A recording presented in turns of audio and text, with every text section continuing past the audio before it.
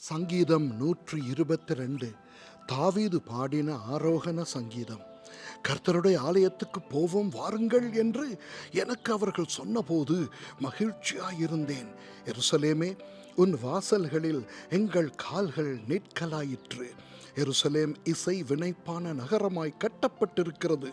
அங்கே இஸ்ரவேலுக்கு சாட்சியாக கர்த்தருடைய ஜனங்களாகிய கோத்திரங்கள் கர்த்தரின் நாமத்தை ஸ்தோத்தரிப்பதற்கு போகும். அங்கே தாவீதின் வம்சத்தாருடைய சிங்காசனங்களாகிய நியாயாசனங்கள் வைக்கப்பட்டிருக்கிறது. எருசலேமின் சமாதானத்துக்காக வேண்டிக் கொள்ளுங்கள்.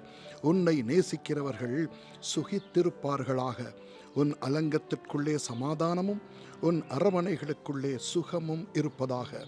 என் சகோதரர் நிமித்தமும் என் சிநேகிதர் நிமித்தமும் உன்னில் சமாதானம் இருப்பதாக என்பேன்.